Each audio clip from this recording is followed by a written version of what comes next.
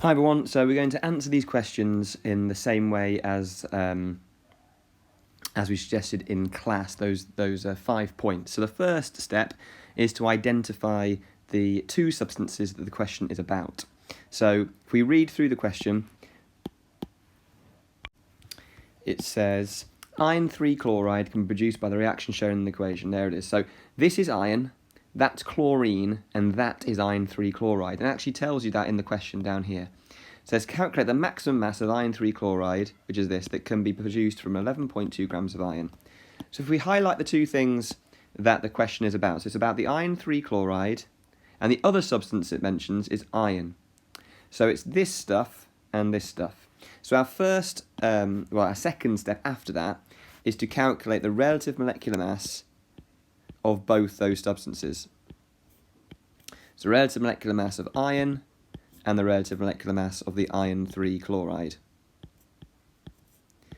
So those equal, so the iron is given to you here, so that's 56, and the iron 3 chloride, we've got to work that out like we have done previously in previous lessons. So we've got 1 iron, so that's 1 times 56, and we've got 3 lots of chlorine, so that's 3 times 35.5, and that gives you 162.5.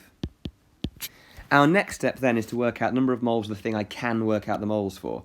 So I've got to look back through my question and find where the mass is given, and the mass is given of iron.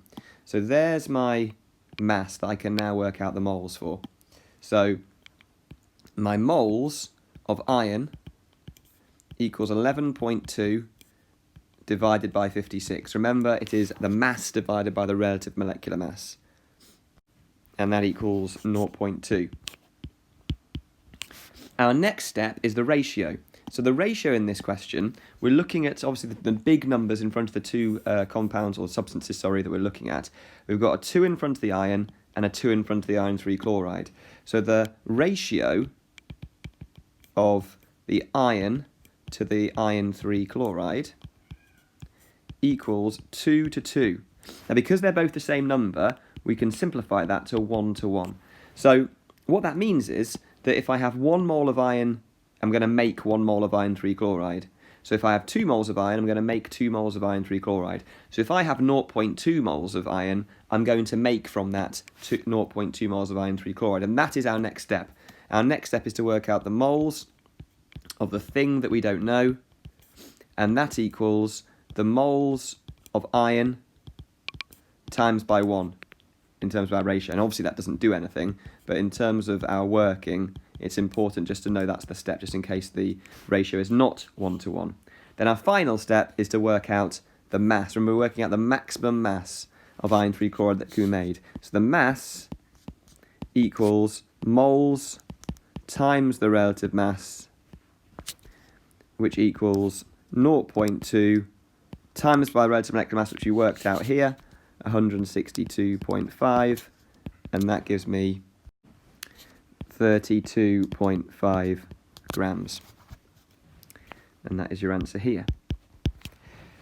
Then this next question is a percentage yield question, but we may as well do it anyway. So we've got the actual mass of iron 3 chloride produced was 24.3, calculate percentage yield. Now it does give you an answer here if you couldn't work out that, and that's the exam sometimes does that so that you don't lose marks on both questions if you couldn't work out the answer on one question. And you could use either number, they'll give you the marks either way, even if you got this answer right up here. And equally, if you got this answer wrong and used that wrong answer here, you'd still get the marks for the correct working. So remember, the percentage yield is the actual yield divided by the maximum or the theoretical yield times by 100.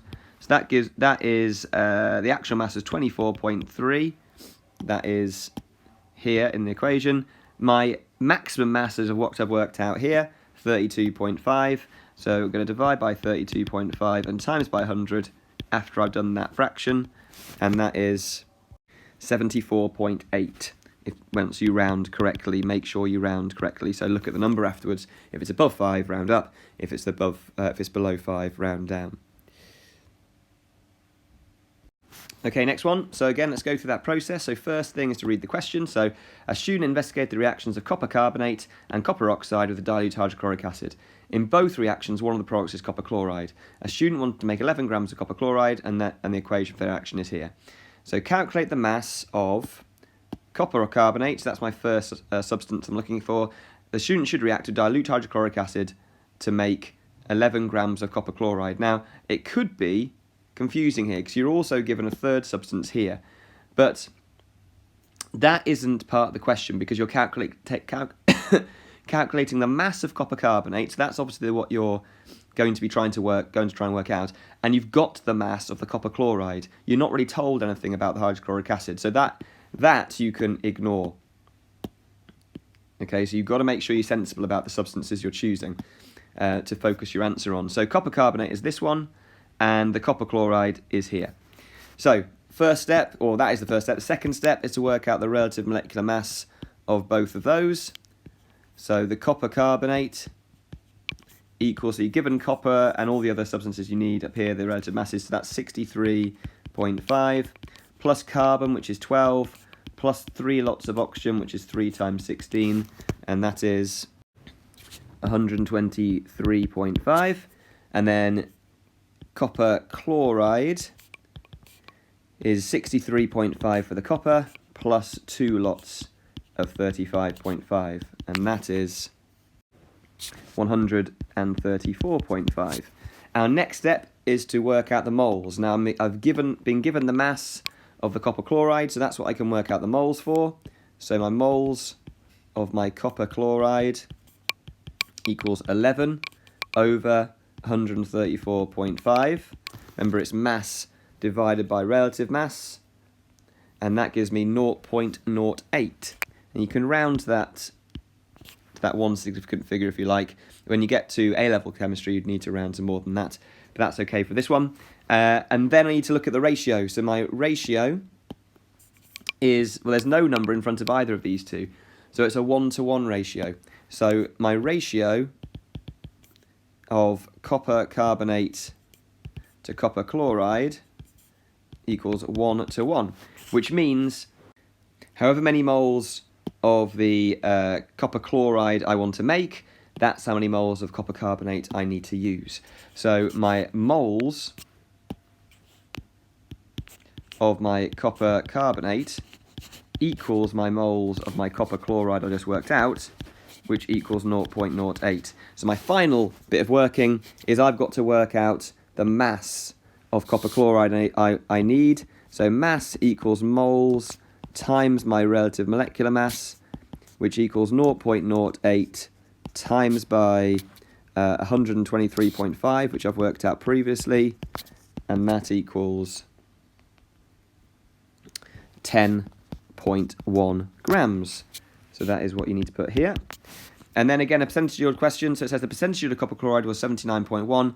Calculate the mass of copper chloride the student actually produced.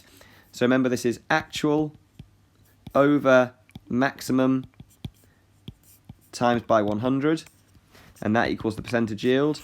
Now it gives you the percentage yield here, so I'm going to substitute in my numbers. So 79.1 will go here, and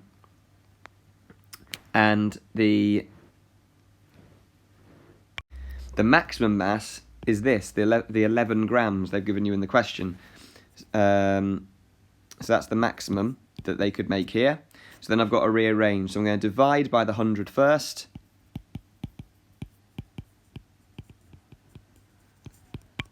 And then I'm going to times by the 11.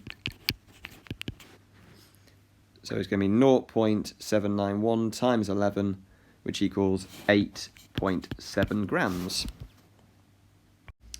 So this isn't a calculation question, but still it's worth us looking at it. So they've given you a method here for a reaction. So it says this method used: weigh 0.5 grams of iodine, dissolve the iodine in ethanol, add an excess of zinc, stir the mixture until there's no further change, filter off the excess zinc, and evaporate off the ethanol. And so explain why the scientist adds excess zinc rather than excess iodine. So the key thing here is that iodine is dissolved in liquid, so it is in liquid form, whereas the zinc is solid. So if you add excess zinc, zinc can be removed much more easily,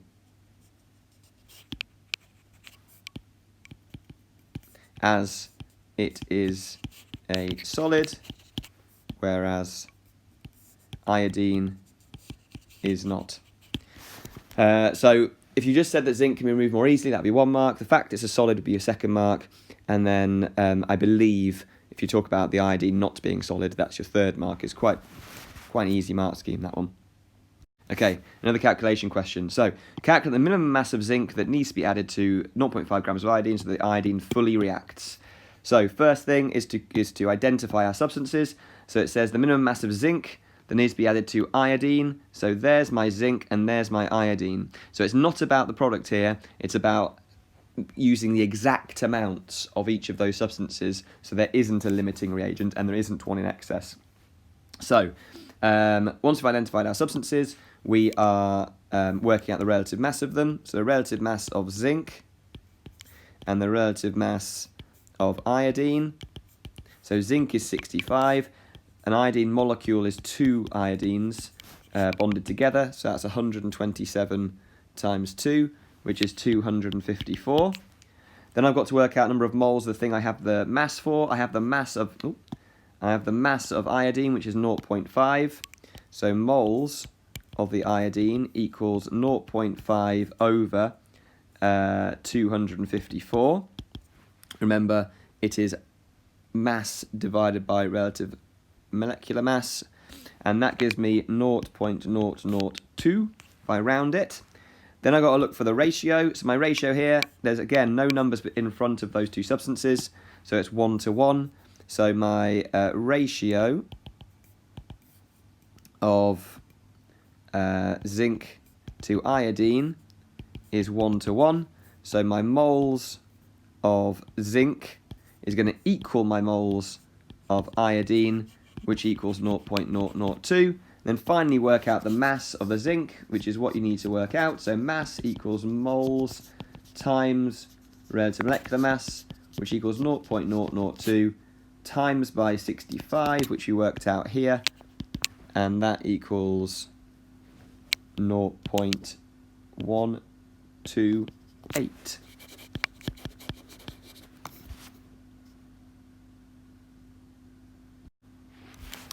Okay, final page.